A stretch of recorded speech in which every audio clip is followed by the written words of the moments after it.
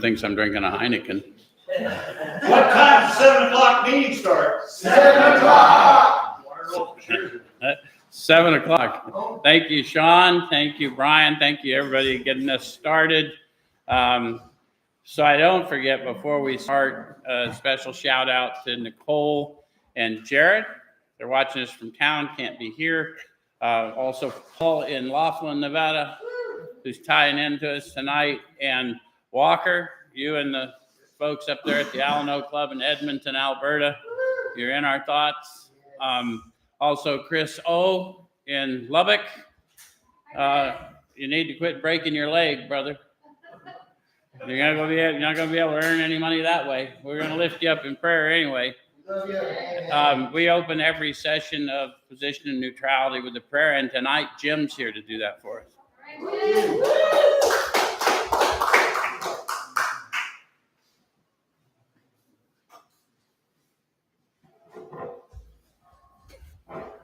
Let's pray. Heavenly Father, thank you for this place where we can come together as a group, support one another. And Lord, we just pray that you would speak through our friend Joe tonight. And Lord, I understand the lesson is about making amends. And in your word, you say that blessed are those who are peacemakers, for they shall be called children of God. Lord, thank you for the ability to be forgiven and to ask for forgiveness for others. Be with Joe now as he teaches us. In Jesus' name we pray. Amen.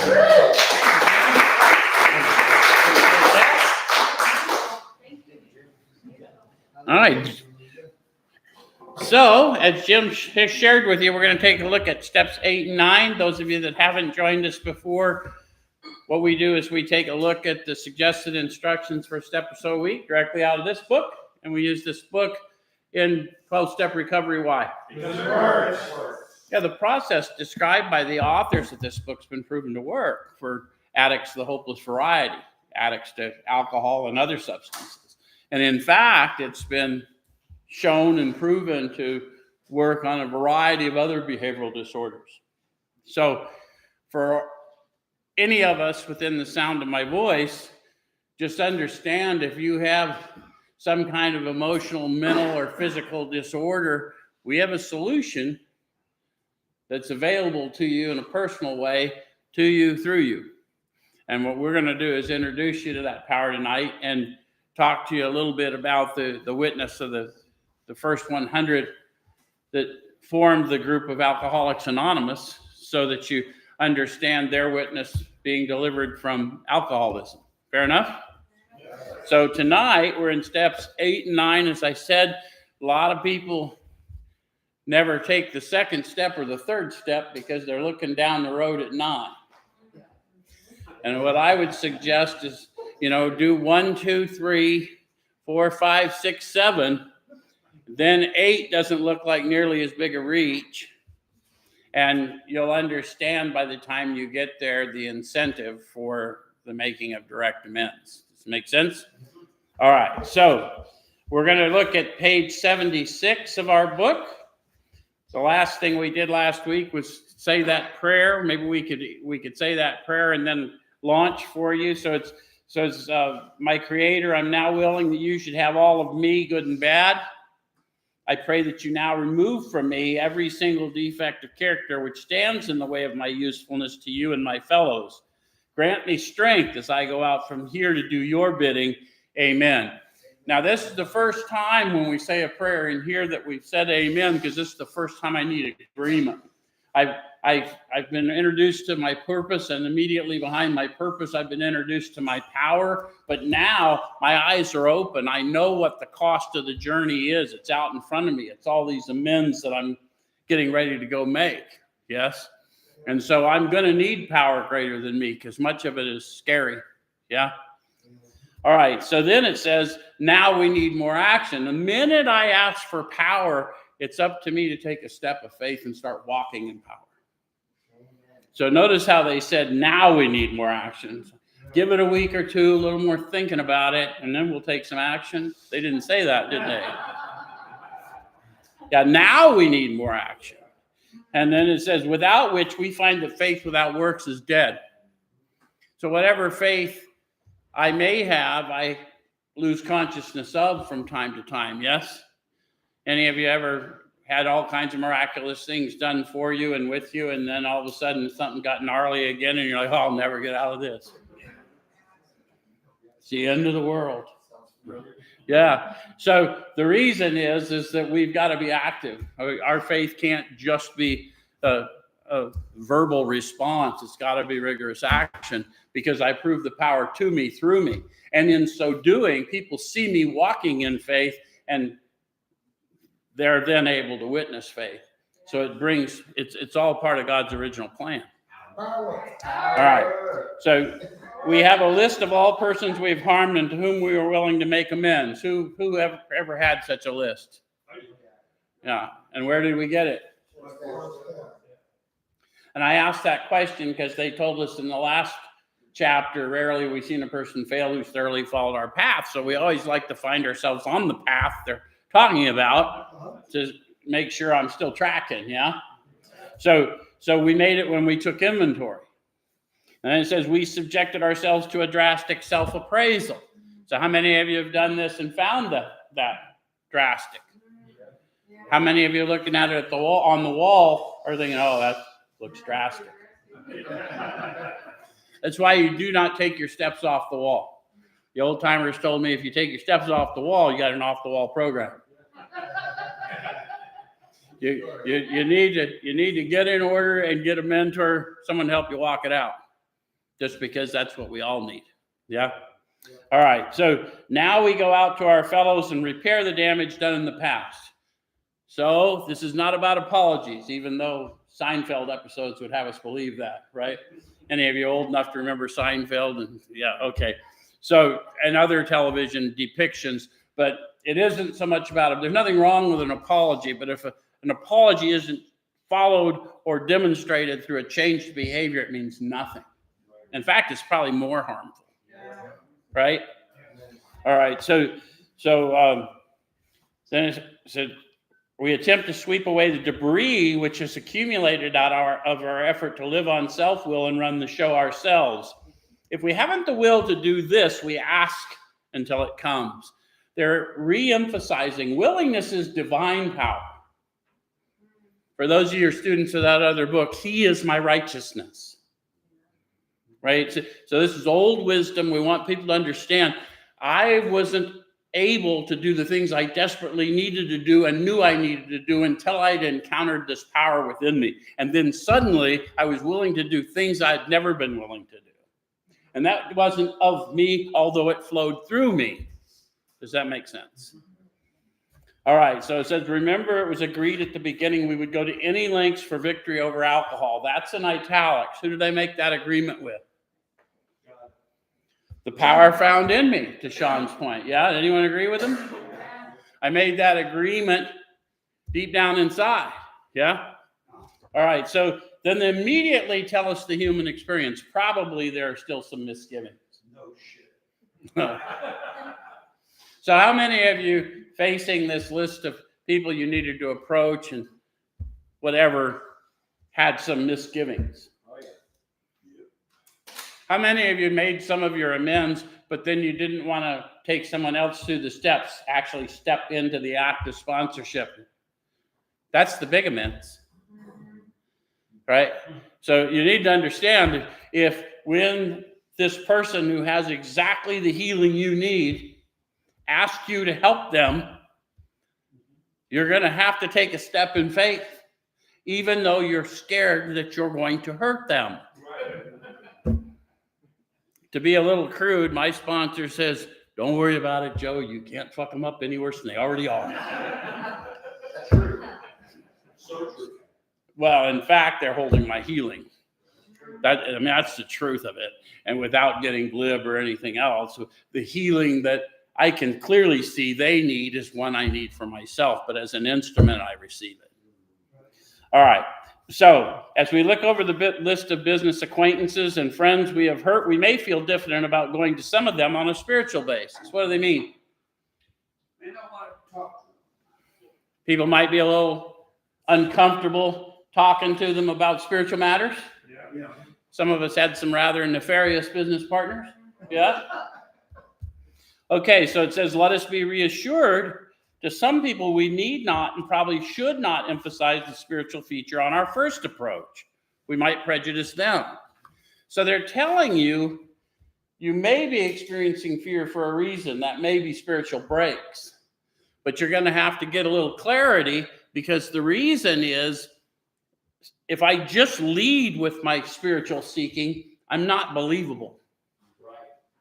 So I may prejudice them, where if they get to witness some change coming over me, they may be curious, they may be open to the approach, and at that time, then there's a chance for an impartation that's meaningful. Make sense? All right, so at the moment, we're trying to put our lives in order, but this is not an end in itself. Our real purpose is to fit ourselves to be of maximum service to God and the people about us. So a lot of us lived a life in addiction that felt like it lacked purpose. A lot of us tried to take ourselves out. A lot of us were trying to take ourselves out on the installment plan. Yeah? And what I really wanted to do was do something meaningful. I wanted to be someone meaningful. And one of the things I found is it doesn't take celebrity to be someone meaningful. What it takes is empathy. Make sense? All right, but you don't learn that until you start just serving for service sake. All right, so it's seldom wise to approach an individual who still smarts from our injustice to him and announce that we've gone religious. Now they're telling exactly the experience we've all had, right? Hey, been out there looking for God. Sure sorry about your stereo. And what's his response? Yeah, while you're out there looking for God, did you happen to find my stereo? Yeah. In the prize ring, this would be called leading with the chin. Why lay ourselves open to being branded fanatics or religious bores? Question mark. Eyesight without insight, spiritual blindness. Right. Am I not pronouncing the truth because of I'm still afraid of what they'll think of me for sharing it? Or am I doing it for their own good? Right? What am I afraid of? Am I afraid to be thought of something I don't want to be thought of as? Am I trying to protect a persona rather than to help this soul? Because those are real struggles we have.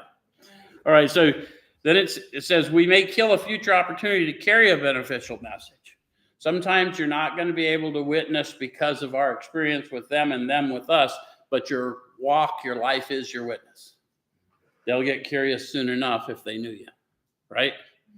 So our man is sure to be impressed with sincere desire to set right the wrong. So we lead with something, show up with something, yes?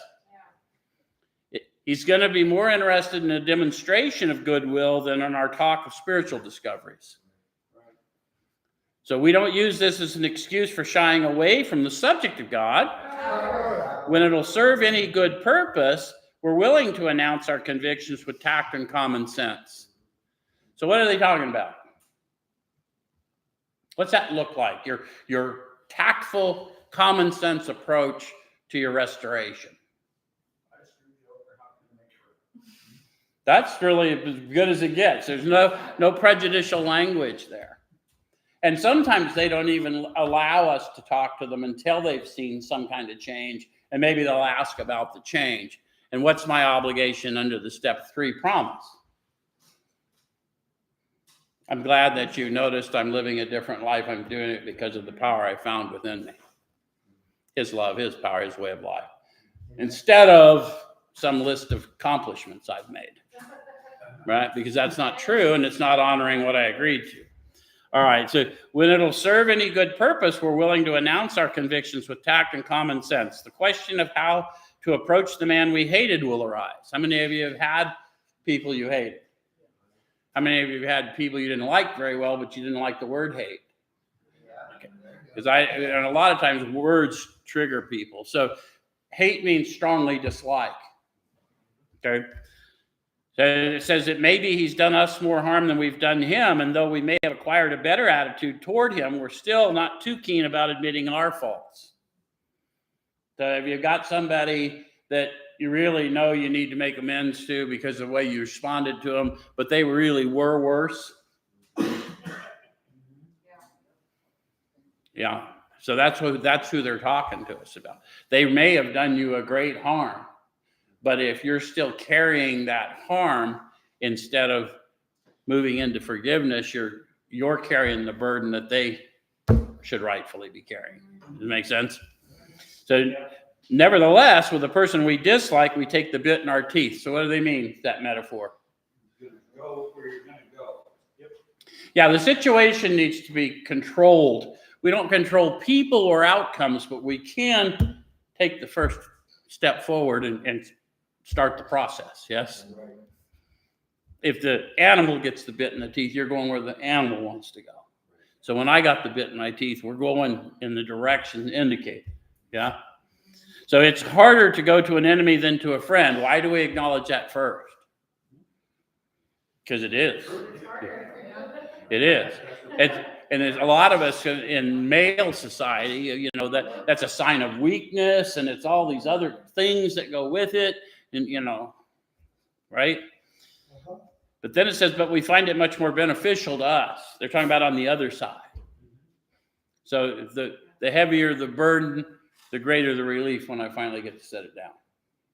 So we go to him in a helpful and forgiving spirit. How does one get in a helpful and forgiving spirit? Yeah, that's why they started talking to us about prayer and meditation and how it works. And now they're going to talk more about it here. But they expect me to get centered in the spirit before I go do something difficult.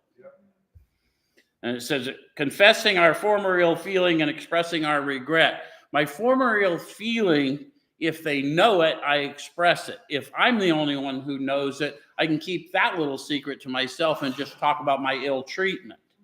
And what I mean is I've had people come to make amends to me and say, I thought you were a real jerk. And I didn't know they thought I was a real jerk. So now I need to make amends because I'm not thinking very kindly of them, right? So if I treated you bad, then there's a reason I treated you bad. But my thinking about it does that make sense? And some of us just ghost everybody, and we don't even know why we ghosted them. And they think we're mad at them, but we're not mad at them. We just ghosted them. I just knew I was going to be a train wreck. I didn't want you to see it, so catch you on the flip side. But you still got to do the approach. Make sense? Okay, so under no obligation do we criticize such a person or argue. Simply, we tell them that we'll never get over drinking until we've done our utmost to straighten out the past. Don't say it if you don't believe it. Nothing less powerful and probably more harmful to you is the amends that you do not mean, an approach. If you're just checking a list, you're not getting the benefit. This is about subduing my ego and strengthening the spirit in me. I got to do the hard thing. And the only way that's going to happen is a power greater than me presents through me. Yes? The power to be kinder than I feel. Yes? All right, so we're there to sweep off our side of the street, realizing that nothing worthwhile can be accomplished until we do so, never trying to tell him what he should do. His faults are not discussed. We stick to our own. Do you notice how many times they said essentially the same thing? Does that give you an idea of the degree of difficulty they know you're going up against? Yeah. This is a book of experience. So they're telling you, we really had to get prayed up for this. Yes? But if you do that, it says, if our manner is calm, frank, and open, we will be gratified with the result. So how does one present a calm manner? You're going to have to actually, because you probably won't be calm. This is a man I hated. So I'm not going to be experiencing calmness, but my demeanor will not belie what's going on because there's power in a storm. Right? And then frank is what? Direct. Yep. Bumper sticker explanations. If it takes too long, you're going to miss them with the message. And then open. What are they talking about? The likelihood is when I open myself up, I may have missed something that still troubling them, I've got to be open to hear it without recoiling. Again, all the more reason I need to be fortified in the spirit. Does that make sense? Remember, I drank and used drugs in such a way I didn't always remember our interactions. So it's entirely possible there's some details that just escaped me. It's highly probable in many instances. Okay, so in 9 cases out of 10, the unexpected happens. 9 cases out of 10. Where's my gamblers? So the outcome's probably going to be better than I expected 9 times out of 10. However, there is a 10%. So you might want to get fortified, right?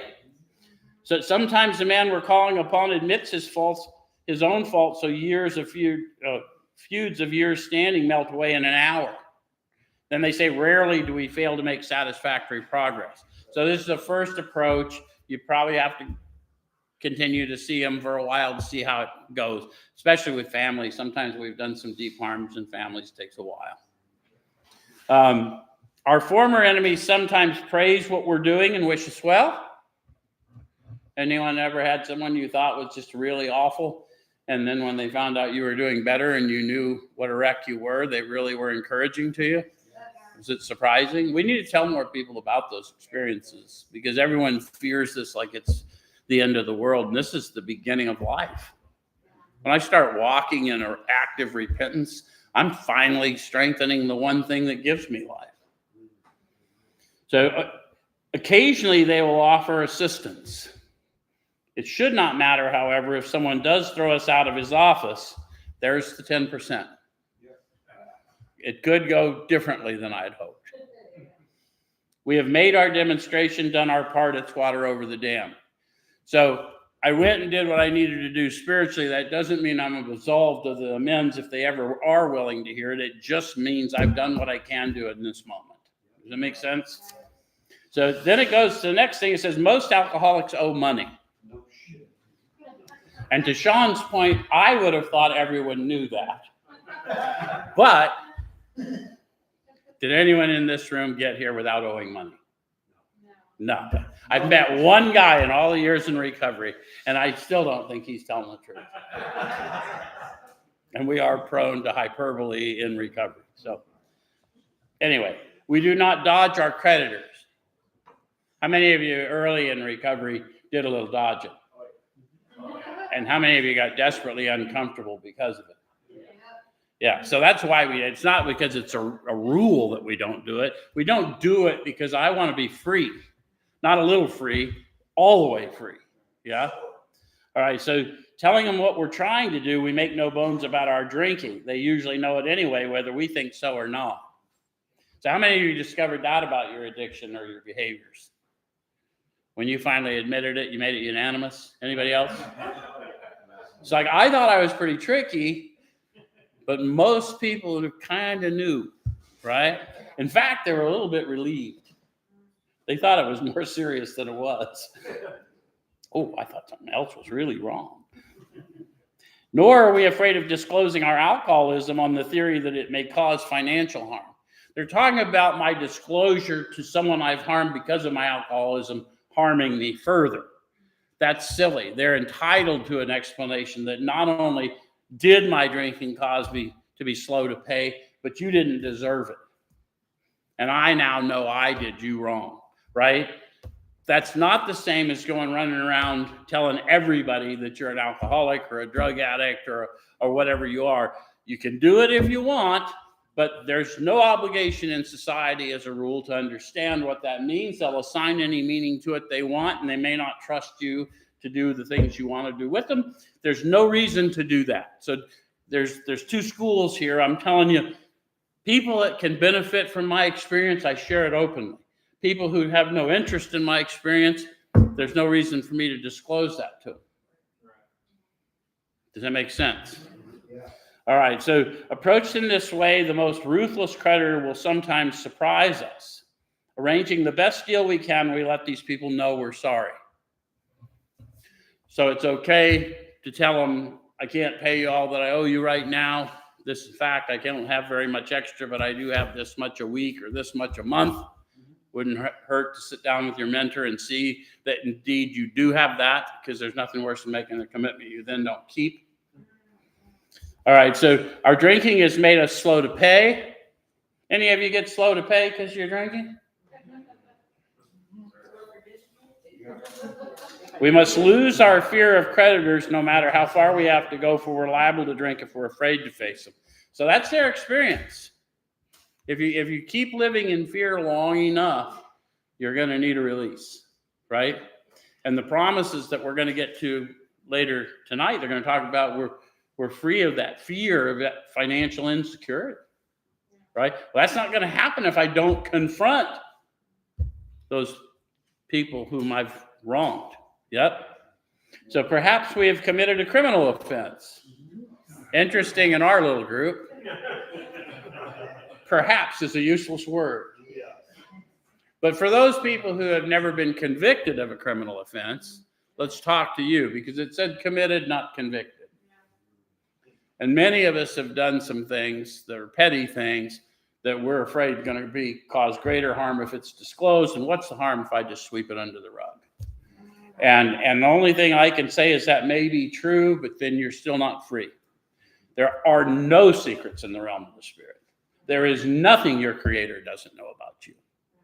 So you're never going to have the intimacy you desperately want with that power until you tell someone all your life story. Usually him, right? He already knows it anyway. He wants to know if you know it.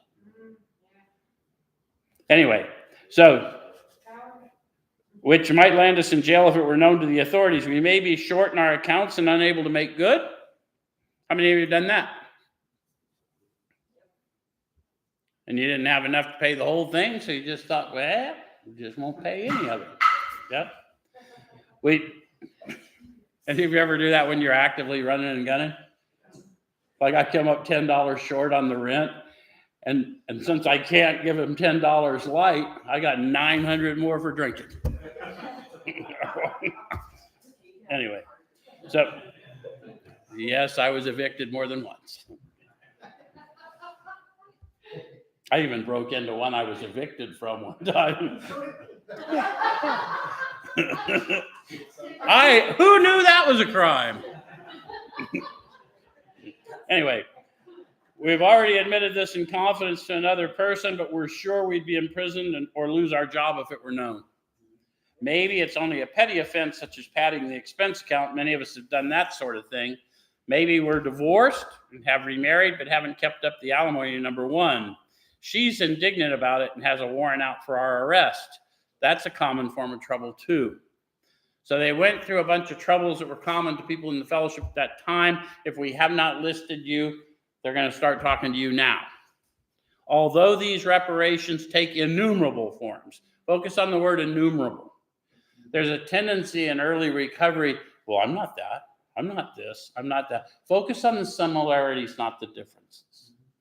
All of us have issues because no one gets to recovery on a winning streak. Never. We're not out polishing the rolls and just decide to check out AA. It's not the way it goes down. So, although these reparations take innumerable forms, there are some general principles which we find guiding. So, we're going to move directly to solution by reminding ourselves of the general principles which they've already shown us, yes? All right, so reminding ourselves that we've decided to go to any lengths to find a spiritual experience. So do you know that about 12-step recovery? Those of you that are new and haven't started participating in the manner of living suggested through the step process, and maybe you've sat in rooms and people say things like, we just don't pick up no matter what, and meeting makers make it. All of those things might be true until they're not. But the one thing that is true is if you are serving and helping others, you have insurance against it. Been proven for years and years. So I didn't agree to get abstinent. I agreed to go to any lengths to awaken in the spirit and then do my best to stay that way, having had a spiritual awakening as the result of these steps. Yes? Yeah. So I got to remind myself from time to time, because and I say this because I don't want anyone to get, you'll hear somebody say, well, at least you're sober. Well, that's not the goal. I'll tell you what, I got sober because I ran out many times when I was active. And you want to see a crazy man, see me abstinent when I need more. So I'm not going to live well in abstinence. And if you're anything like me, then that's a byproduct of the delivery I need, right? Okay, so we ask that we be given the strength and direction to do the right thing. Strength and direction to do the right thing. How many of you take the time to pray for that all day as you go along? Truth is, we probably don't. But when we become aware of our fear, we might be getting disciplined that way, yes? Okay, no matter what the personal consequences may be. We may lose our position or reputation or face jail, but we are willing. See how you know that they're talking about divine power within them? Because if you know that you are going to lose your job, which by all likelihood, many of us have assigned our identity to our job, or lose our freedom altogether, but I'm still willing, that's a power greater than me operating through me. Right? All right. Then it says we must not shrink at anything. Usually, however, other people are involved. So now they're going to talk to us about those mysterious others, except when to do so would injure them, you or them or others, right? Okay. So therefore, we're not to be the hasty and foolish martyr who would needlessly sacrifice others to save himself from the alcoholic pit. A man we know had remarried. Because of resentment and drinking, he had not paid alimony to his first wife. She was furious. She went to court and got an order for his arrest. He had commenced our way of life, had secured a position, and was getting his head above water. So do you understand when they say commenced our way of life, they're talking about he's been taken through the step process. He's begun his journey in power. Yes? He had secured a position. He found a job. Probably wasn't the job, but it was a job. Yeah? And he was starting to get made whole again. Yes? And it says it would have been impressive heroics if he'd walked up to the judge and said, "Here I am." It would be kind of heroic to do that, wouldn't it? But if I'm trying to grow in the Spirit, is my goal impressive heroics? See how cunning, baffling, and powerful this thing is? What I think is going to make me look good is not what's going to make me feel better at all. Make sense? And that's why I have a mentor who says, "Hold on there, Baba Louie. I'll do the thinning around here." Wait a minute, we may not need to do that, right? We may not need to do all that. And if we do, we will, and we'll do it empowered, but we don't necessarily have to do all that, right? So it says, we thought he ought to be willing to do that if necessary, but if he were in jail, he could provide nothing for either family. So what I thought was impressive heroics now denied two people. Does it make sense? So we suggested he write his first wife, admitting his faults and asking forgiveness. He did, and also sent a small amount of money. He told her what he would try and do in the future. He said he was perfectly willing to go to jail if she insisted. So which of those do you think was most impressive for her? Yeah, I mean, the demonstration opened her ears so that she could hear what I had to say, right? And a promise that she could monitor, a metric to measure me by, something I would try and do in the future. And I would suggest that my openness to, look, I'll go to jail if that's what you want, is what I can do right now, or I can go to jail. I didn't do this to stay out of that. And faced with that, it says, of course she did not. Let me tell you, if you're faced with that kind of thing, the of course isn't so evident on the other side, right? But I do know from human nature, we all like to be asked.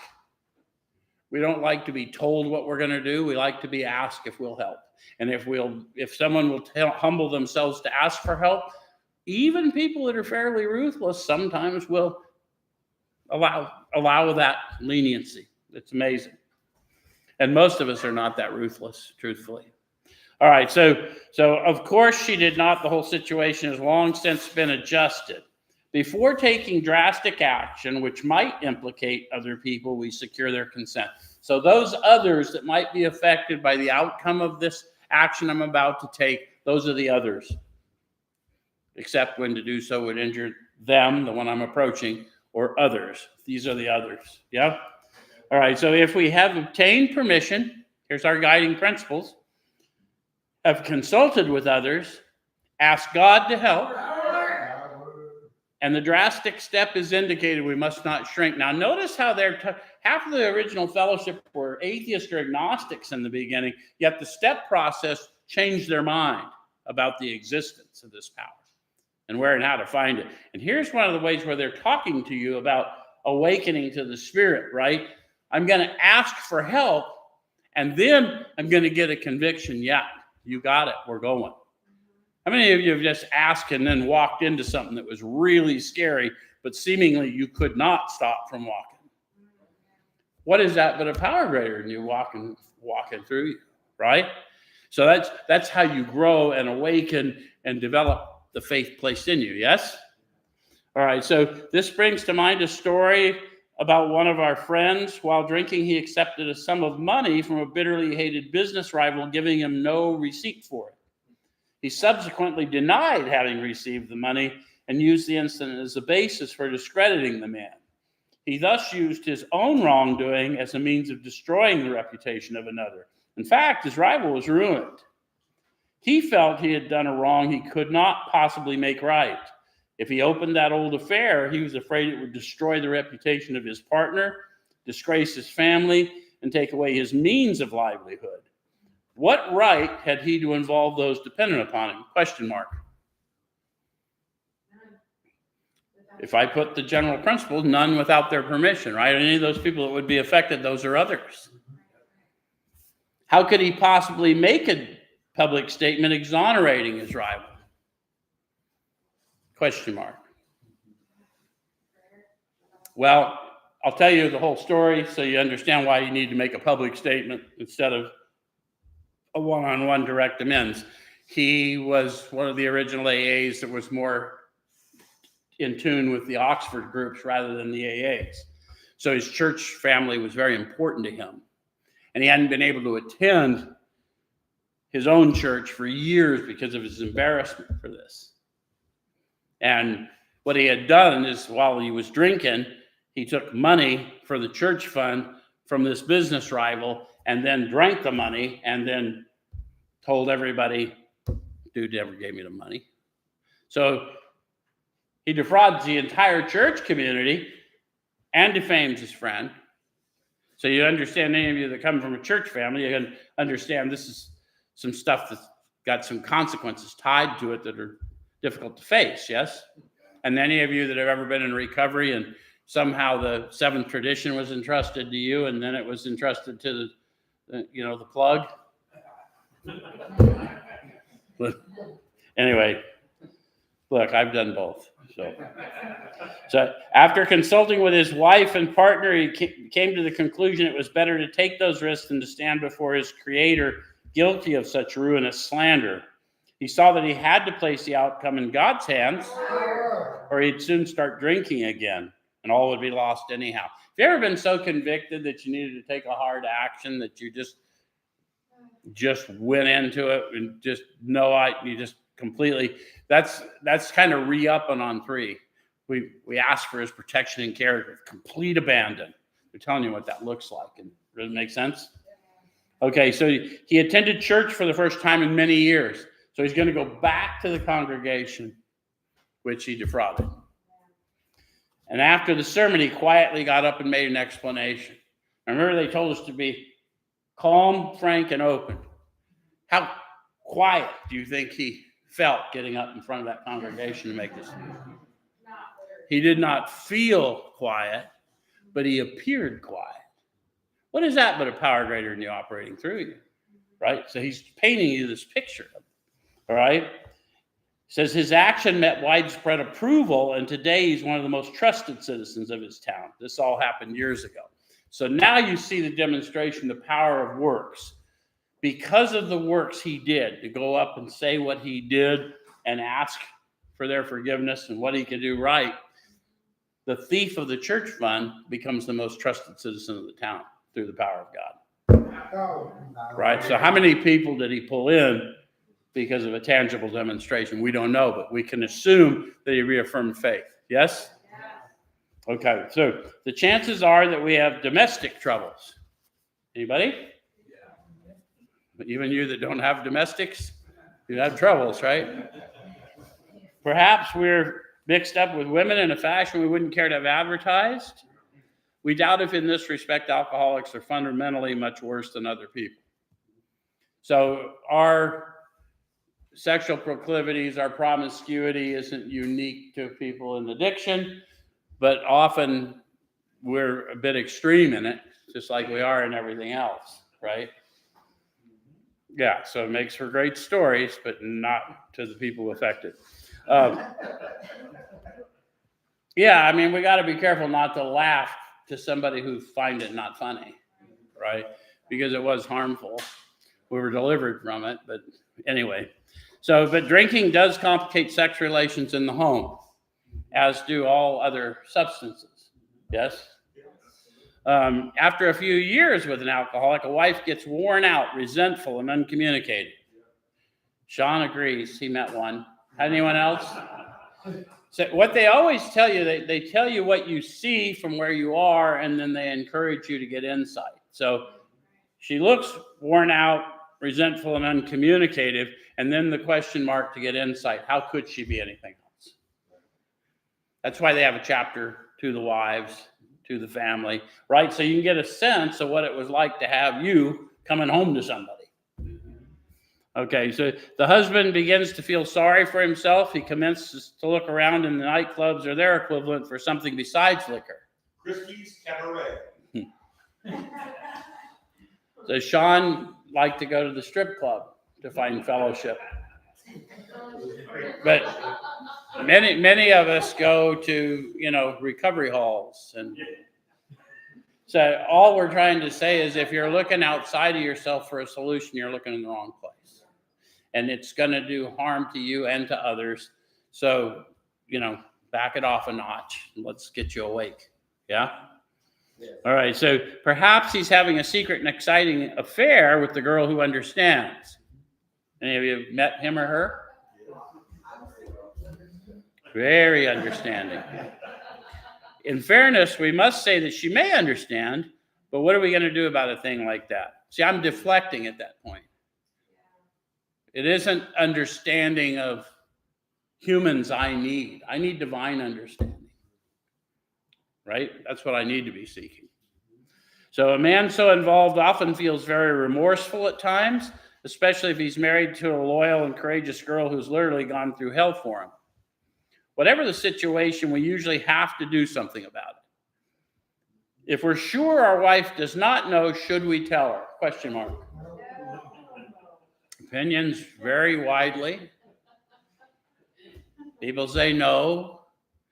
I always want to know, how sure are you? You're pretty sure they didn't know about your addiction, too.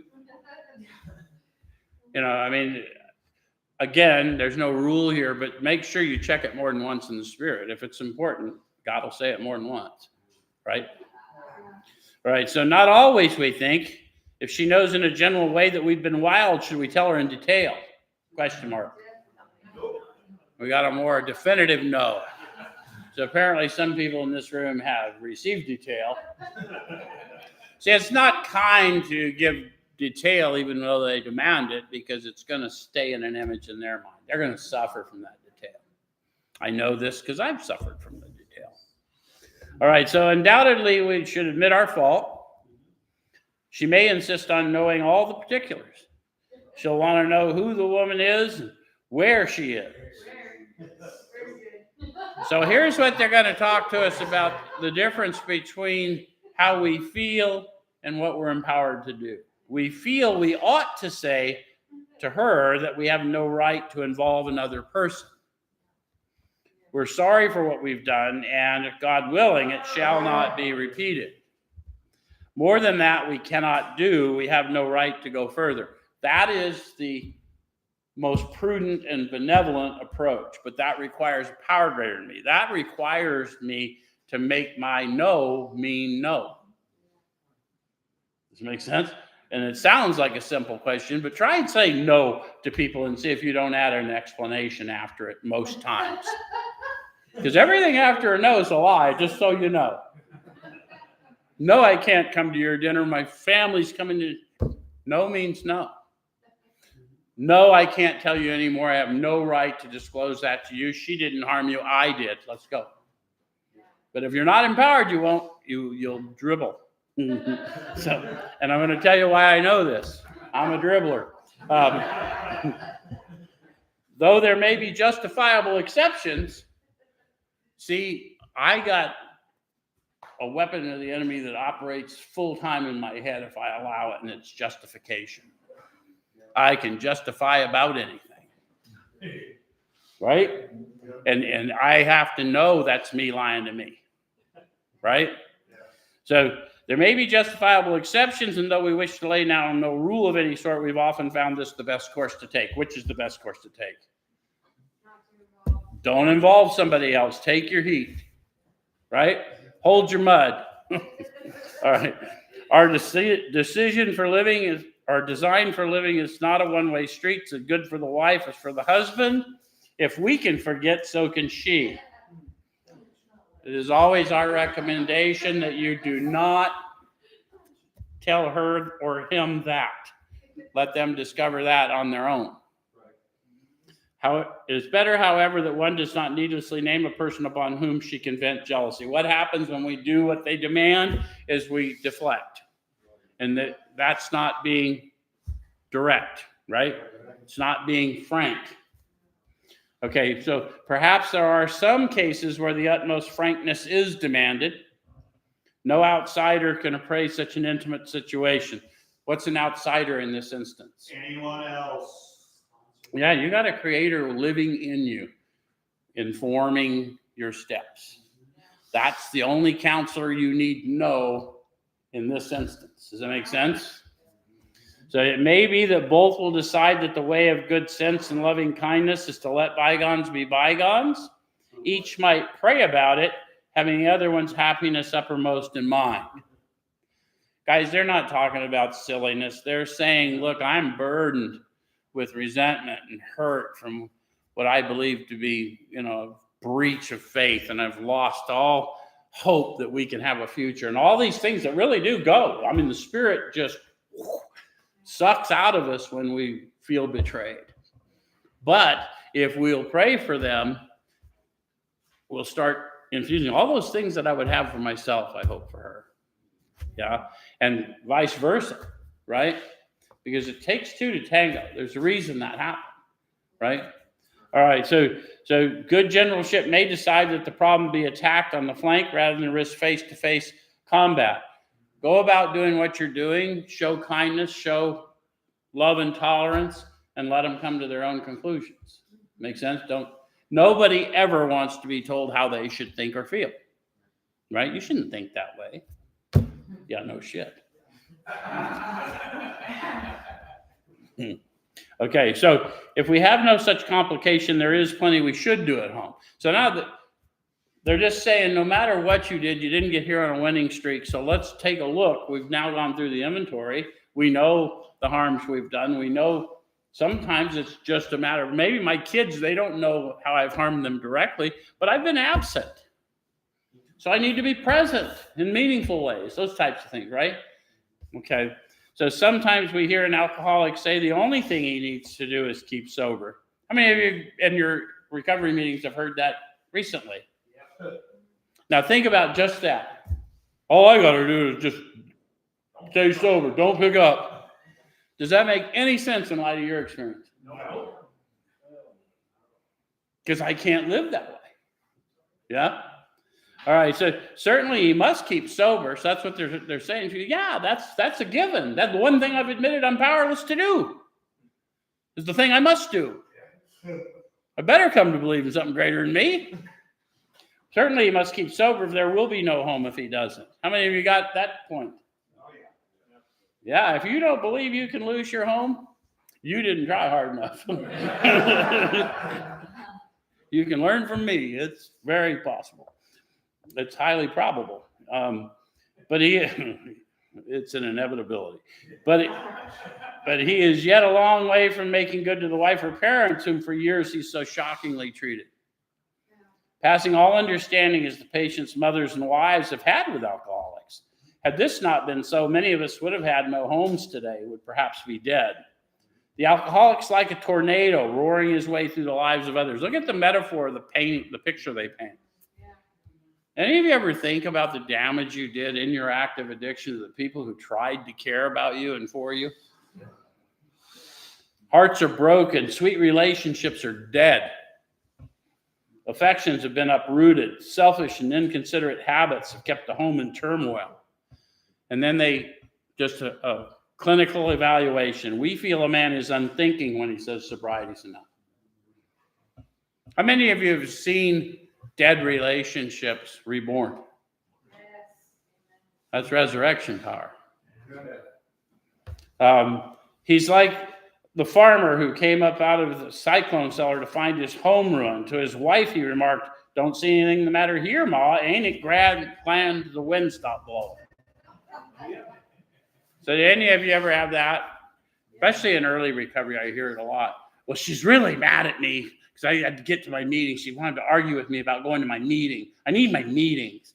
And, she doesn't like me now. At least I'm sober. And after a while, it's like, well, why don't you get drunk? We kind of liked you better. We could put you in the corner. The reality is not poking fun, but it isn't. I don't get to continue in selfish and inconsiderate habits. If I'm in the manner of living and I want to get free, I need to start treating people the way I wish I were treated. Yeah. All right. First, not wait to see how they treat me. All right. So yes, there's a long period of reconstruction ahead, and we must take the lead. So remember, we talked about taking the bit in our teeth. I got to take the lead. I got to get the bit in my teeth to start this period of reconstruction. Yes? The remorseful mumbling that we're sorry won't fill the bill at all. How many of you have tried that? They're not saying apologies are bad. They're saying apologies without changed behavior are bad. Yeah? Okay, so we ought to sit down with the family and frankly analyze the past as we now see it. So how many of you see the past differently? Almost immediately as we start on the step process, we start to see the past differently, don't we? Okay, so being careful not to criticize them. Their defects may be glaring, but the chances are that our own actions are partly responsible. So we clean house with the family, asking each morning in meditation that our Creator show us the way of patience, tolerance, kindness, and love. I challenge anyone who hasn't tried this before, add that to your daily prayer ritual. Ask that you be shown the way of patience, tolerance, and kindness, and love. And every time your mind streams to unkind, intolerant thoughts, bring it back to the power you've asked for. Because you're going to be obligated. You ask for the power, you'll receive the power. But now you have to apply it. You'll apply it through discipline. Does that make sense? And your life will change because you're consciously asking to be shown. Does it make sense? Yes. Then it says the spiritual life is not a theory. A lot of people still think that way. That's why we think prayer is silly and we think all those things. Those of us who have been at this a while and we understand the realm of the spirit is broad, roomy, and also a place of war, we understand that we need to be fortified. And not sometimes, all the time. Yes? The spiritual life is not a theory. We have to live it. Very intentional words in italics. Make sense? This isn't a box I'm checking. I'm really going to guard this high place today. I'm going to watch what I put in it, and I'm going to watch what resides there. And I'm going to cast out anything that isn't beneficial to my brother and sister. Yeah? All right, so unless one's family expresses a desire to live upon spiritual principles, we think we ought not urge them. We should not talk incessantly to them about spiritual matters. Claim this promise: they will change in time. No matter how much damage has been done, if you'll persevere, everything and everyone around you, their perspectives will change of you. Atmospherics is powerful stuff. All right, so our behavior will convince them more than our words. Yes? We must remember that 10 or 20 years of drunkenness would make a skeptic out of anyone. There may be some wrongs we can never fully right. We don't worry about them if we can honestly say to ourselves that we would right them if we could. Fully concede to my innermost self. You can't do that based on a lie. So remember that if you really are willing to do it, but if there's an impediment, fine, start talking to the power in you and see what happens, yeah? Some people cannot be seen. We send them an honest letter, and there may be a valid reason for postponement in some cases, but we don't delay if it can be avoided. We should be sensible, tactful, considerate, and humble without being servile or scraping. As God's people, we stand on our feet. We don't crawl before anyone. I like to give an example of that for people that haven't heard. There was a guy in Phoenix years ago, went by the name of Black Wally. And he told everybody he called himself Black Wally so you didn't confuse him with all the white Wallies. And he was a character, as you can tell from the way he talked. But what he did do, no matter many, many years sober, he would come help a young cub like me go do service work. He'd go in the jails. He couldn't hardly breathe. His asthma was so bad. But he'd go do all that stuff with me. And then I twisted off and just ghosted him. And I felt bad. And I came back years later, and one of the things I wanted to do was go make that approach to him and tell him how much I appreciated him and how I was sorry that I had done what I did. And he was past. So I did these disciplines they're saying. I would honestly make that if I could. And I took it to prayer. And one day I was sitting in the courtyard of a halfway house in Phoenix, and I'm hearing a fifth step of a young man. And as I'm hearing his story and his family history, I realize I'm with Wally's grandson. Power. Yeah. So I would write them if I could, and I took it to my Heavenly Father, and he saw that I could. Because I can assure you that it meant more to Wally that I lifted his grandson than I made an apology to him. You understand? Okay, so here we go. If we're painstaking about this phase of our development, we'll be amazed before we're halfway through. We're going to know a new freedom and a new happiness. So new means new. This is relieve me of the bondage of self. I'm starting to get free of those chains that bound me to this self apart from God. Yes. Will not regret the past, nor wish to shut the door on it. Why? Yeah, that's what I got. It's my testimony, right? All right. We'll comprehend the word serenity, and we'll know peace. Comprehend and know their states of being. Understand the promises are states of being. They're states of consciousness, right? So if you're a student of that other book, Paul speaks about being raised up. John speaks about being raised up. Those levels of consciousness, that's what we're talking about here. It's not new cars and glitter. You might get new cars, but that's not the promises, right? All right, so no matter how far down the scale we've gone, we'll see how our experience can benefit others. How many of you took it pretty far out? A lot of us in this room took it a long way out. A lot of you people in the sound took it a long way out. And every single thing I've ever shared with somebody, I shared for the benefit of them, and I understood why I went through it. I had a woman tell me one time she did a life sentence, and she really didn't belong doing a life sentence. I mean, she was caught up with some guys, a crime went down. She took the beef because someone got dead in the middle of a felony, and so she did a life sentence. And she was sitting out in the yard talking to Denise and I, and she goes, I honestly believe, and it's the way I live my life, that I made the decision before I came into this world that I would take that assignment for God and that I wouldn't forget him on my journey. She said, and I forgot him for just a minute, and that's when I caught the life sentence. But I went right back to filling out that sentence, my assignment. She says, I'm still living exactly as he would have me. And I thought, what a beautiful thing to hear from somebody. Wow. Anyway, so that feeling of uselessness and self-pity will disappear. We'll lose interest in selfish things and gain interest in our fellows. Self-seeking will slip away. Our whole attitude and outlook upon life will change. Fear of people and of economic insecurity will leave us. We'll intuitively know how to handle situations which used to baffle us.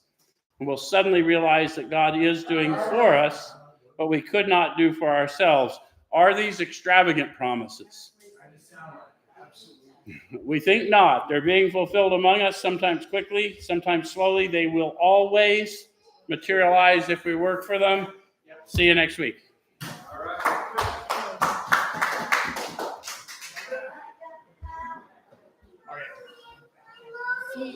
You can work in the IT department.